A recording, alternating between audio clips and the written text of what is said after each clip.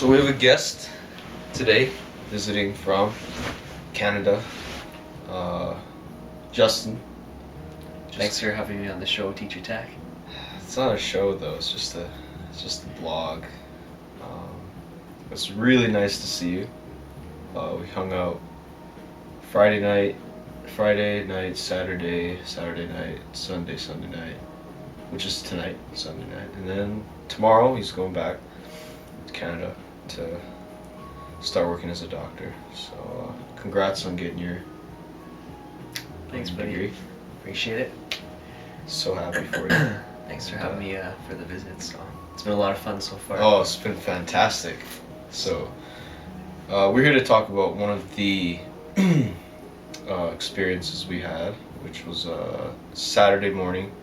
We went to the DMZ, the Demilitarized Zone, in Korea. So apparently it's the #1 tourist attraction in South Korea, and I'm assuming in North Korea since they don't really have much of an economy. Yeah, they actually sell some of their products at the border, and you're making comments on how you wouldn't buy. Yeah, so back before, so I guess demilitarized zone is the area between North and South Korea that, like it says, is demilitarized. Yeah. And in the past, when there was a good relationship or a better relationship between North and South, the North Koreans used to sell a lot of items such as beer, liquors, and a lot of food items. But all they have left is just stockpiled hard liquors, and the quality control I thought was a little bit lacking. We're looking at all the bottles, and a bunch of them were filled with different heights of liquors, so probably maybe a bit of a mystery of what you're getting in the drinks there. Yeah. But people were buying them. Yeah. You know, like, because the bus guide made it seem like, you know, it's an exclusive thing. You know, we don't really. What the stock we have is the only stock we'll get. So buy them if you know, and it's a typical tourist trap talk. He did a good job of selling it.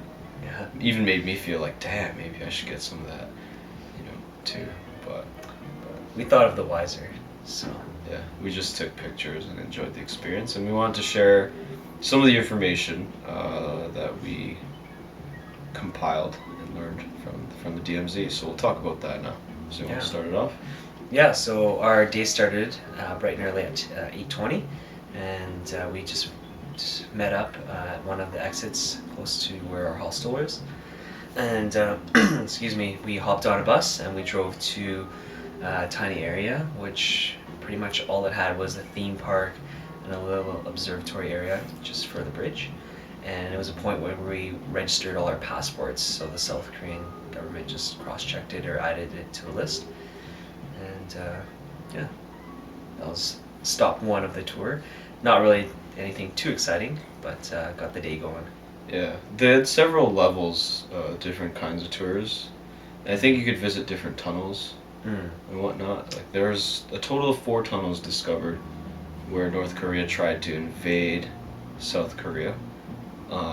We went to Tunnel 3, and you know, some of the other tours you can have a lunch and included, and what was some of the other things?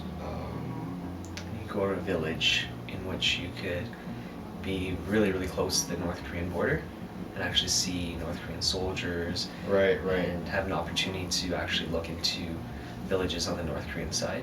Right, and that was the one where we were kind of confused. We didn't know. We heard about some sort of dress code and restrictions. If you were taking that kind of tour, and if you were going to come into close contact with North Koreans, even just visual contact from afar.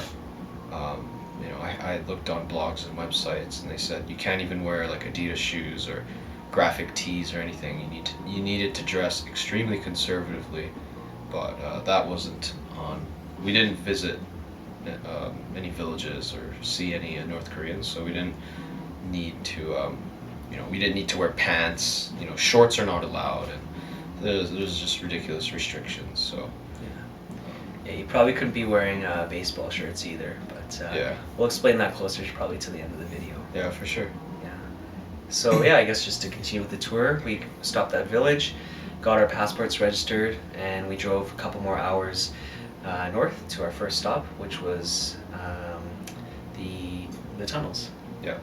Yeah, or I guess our second stop, which was the tunnels. Yeah. So like Tak said, there's 4 different tunnels that have been discovered so far. There's reason to believe that there are quite a few more tunnels that the North Koreans are building to try to invade South Korea. But again, only 4 have been discovered, and Tunnel 3 is the one we visited. Yeah. Also, before we got to the tunnels, there was a forest. They never tried. They made it like a conservation, right? Forest. Is that what you call it? Conservation. Preservation. Forest. Which part was this?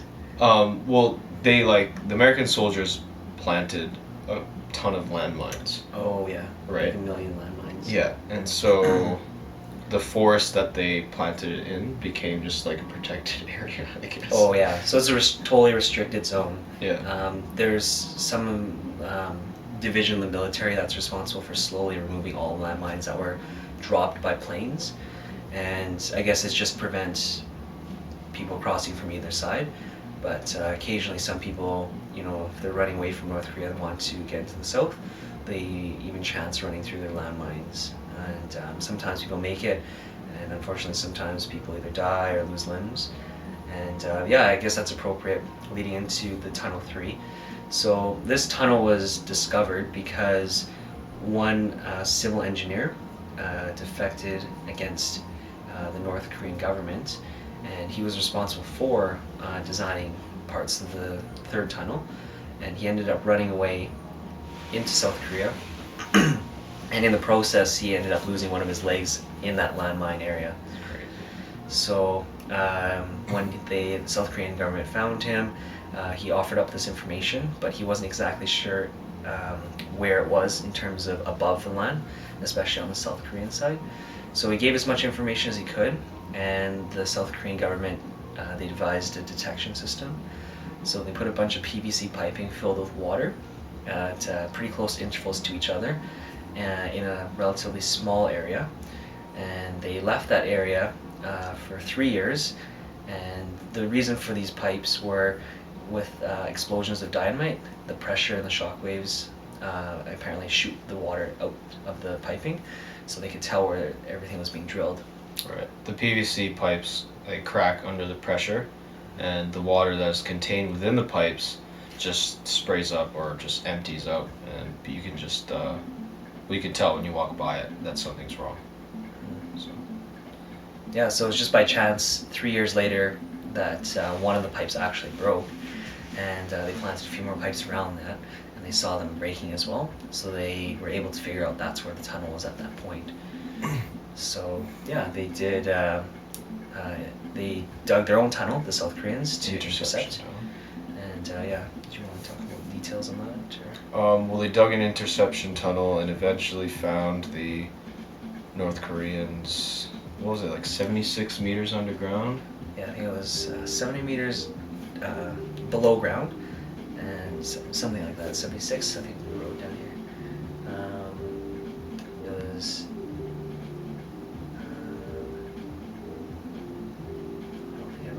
But yeah, it was pretty deep. It was pretty deep though, and I think they dug over 300 meters yeah, of actual tunnel to get there. so ridiculous. And that's the thing though. Like when you get caught red-handed, you're just gonna run away, backtrack, and then it's gonna get on the political level. So what happened was when the South Koreans said, "You breached the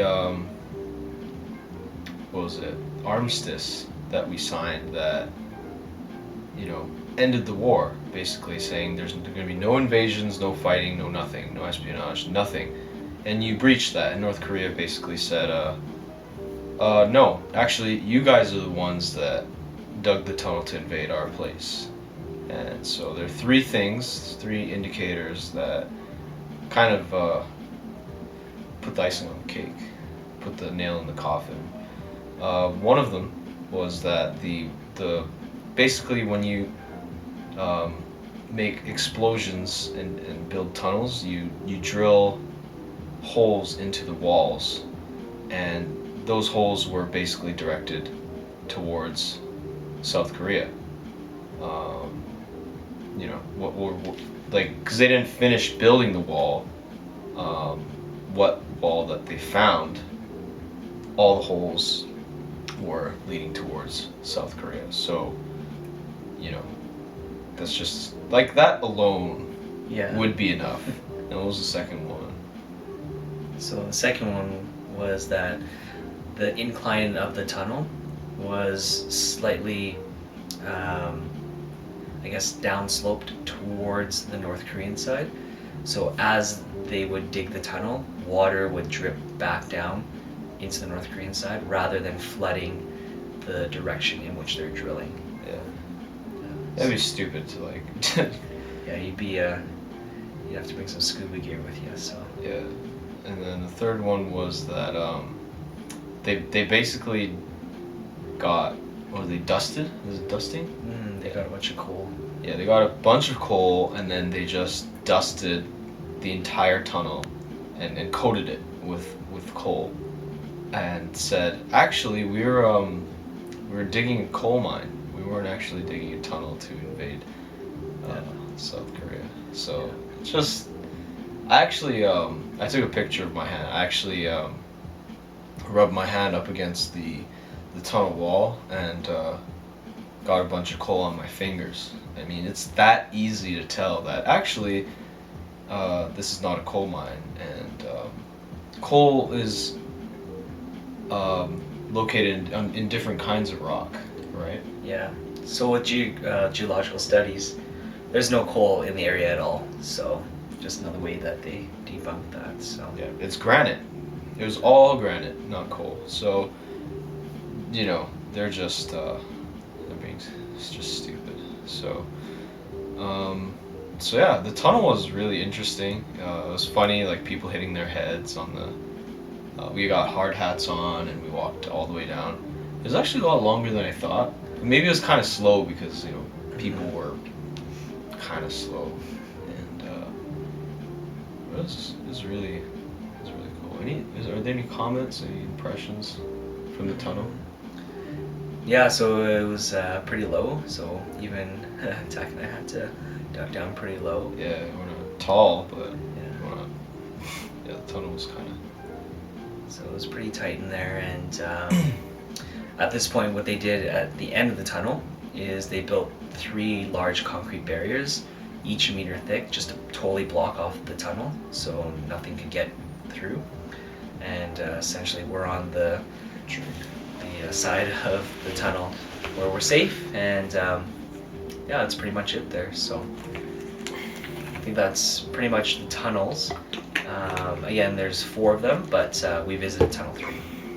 So once that finished, we went to an area of, they just called it the observatory, and it gave us an opportunity to look just with our own eyes, but also with telescopes or periscopes directly into the North Korean side. And some of the highlights that we were told to look out for were one, the South Korean flag, which stands at 80 meters tall. And one of the presidents erected this flag, and he wanted North Koreans to be able to see the flag.